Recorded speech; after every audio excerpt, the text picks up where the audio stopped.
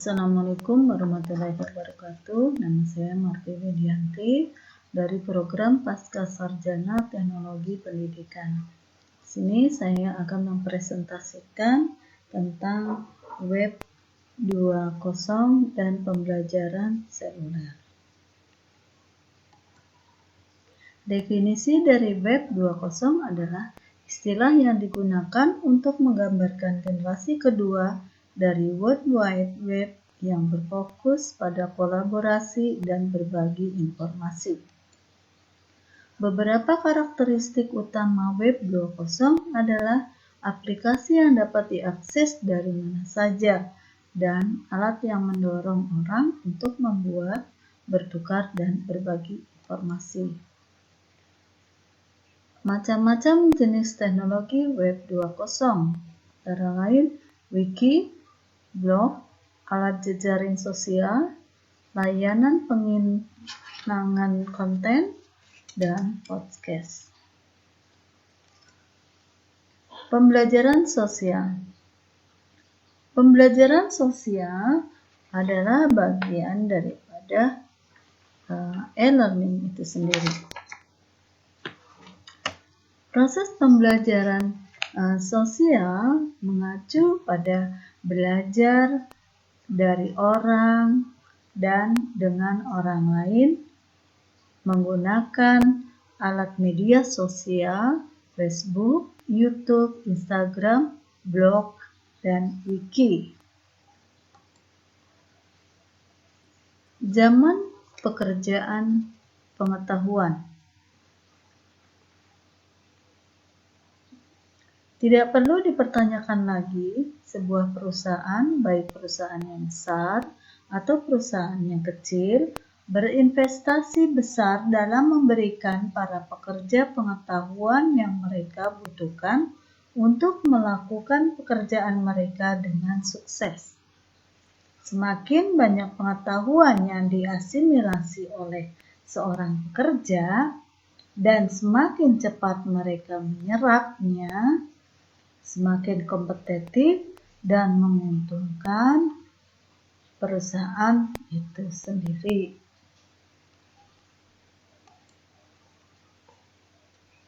Sementara perusahaan telah menghabiskan sebagian besar anggaran yang dikeluarkan untuk pengembangan personel mereka untuk pembelajaran formal seperti kursus pelatihan dan lokakarya.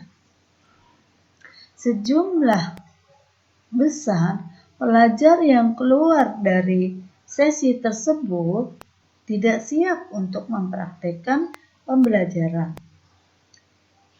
Namun setelah mereka bekerja, mereka menggunakan teknik pembelajaran informal, yaitu mereka mengamati rekan kerja lainnya yang lebih profesional.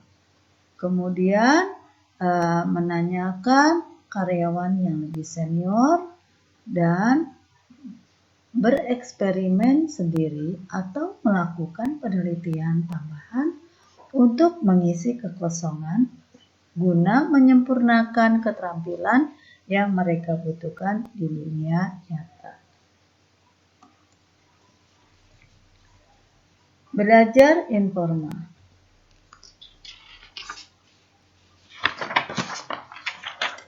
Belajar informal. Cara belajar informal ini telah ada sejak lama, di mana pengetahuan diturunkan dari satu generasi ke generasi selanjutnya, bahkan selama masa revolusi industri. Sistem pemagangan pada dasarnya adalah proses pembelajaran informal yang dialami setiap pengawas dan mandor sebelum mereka sampai di tempat yang mereka berada. Lingkungan belajar informal saat ini memiliki banyak karakteristik yang sama dengan sistem zaman yang dulu. Namun, perkembangan internet peserta didik beralih ke koneksi sosial dan alat untuk belajar secara informal. Penggunaan koneksi sosial.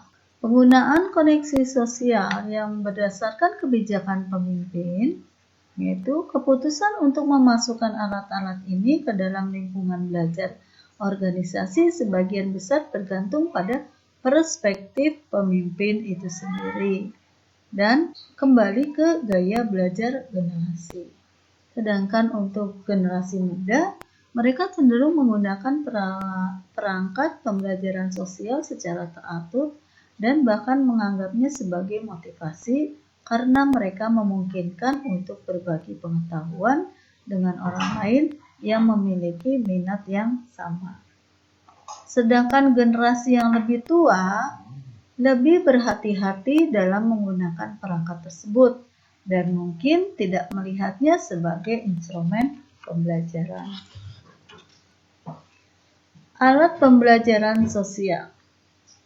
Alat pembelajaran sosial memungkinkan peserta didik untuk berbagi praktik dan mendiskusikan solusi untuk masalah dengan profesional lainnya di bidangnya. Yang kedua, beberapa desainer instruksional memasukkan alat pembelajaran sosial ke dalam kursus mereka untuk membangun kesamaan di antara peserta didik. Sekarang mari kita bahas secara singkat tentang halaman wiki. Wiki adalah situs web kolaborasi di mana setiap orang dalam komunikasi pengguna dapat berkontribusi dan mengedit konten. Kebanyakan wiki khusus untuk subjek tersebut. Beberapa perusahaan menggunakan wiki untuk memposting catatan rapat mereka atau berbagi informasi berharga tentang topik tertentu. Blog. Blog di sisi lain adalah jurnal tempat orang menulis pemikiran mereka tentang topik tertentu. Berbeda dengan wiki, blog biasanya ditulis dan dikelola oleh satu kontributor dan dikomentari oleh pengunjung. Contohnya, beberapa desainer instruksional menggunakan blog sebagai bagian dari desain kursus mereka untuk memposting pertanyaan dan tugas. Saat merancang pengalaman pembelajaran campuran, Anda dapat membuat wiki atau blog dan meminta peserta didik berpartisipasi dengan menyumbangkan pendapat mereka dan merefleksikan pembelajaran mereka. Desain instruksional.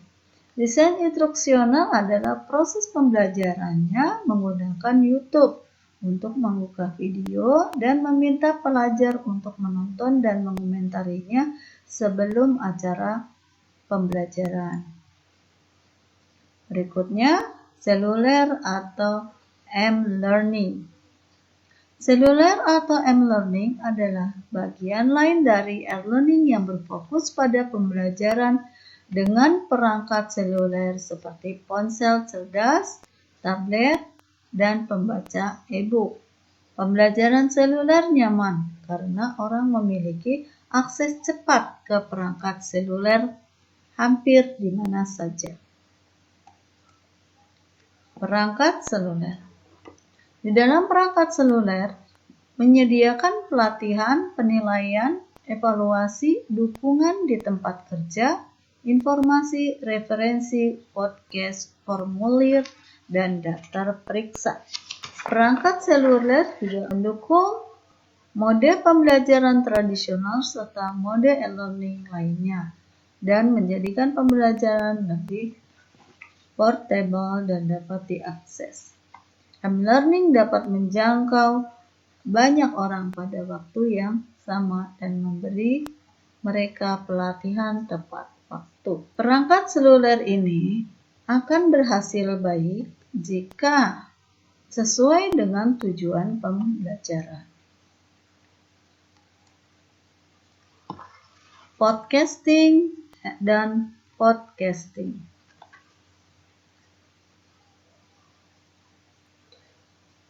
Podcasting dan podcasting adalah jenis pembelajaran seluler. Podcast adalah rekaman audio dari program pelatihan. Sedangkan podcast adalah podcast berbasis video. Podcast dapat didengarkan atau diunduh ke perangkat genggam seperti iPhone atau pemutar MP3. Sedangkan podcast masih membutuhkan pemutar video digital seperti QuickTime atau Windows Media Player.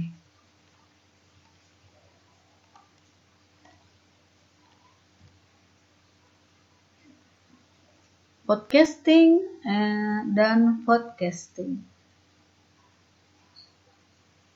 Sebagai pendidik, Anda cukup untuk membuat file audio dari kursus Anda yang tersedia untuk diunduh oleh peserta didik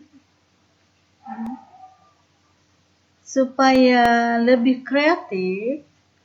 Konten bisa dirubah menjadi acara radio, sandiwara, investigasi, jurnalistik dengan gaya informal supaya konten itu lebih menarik.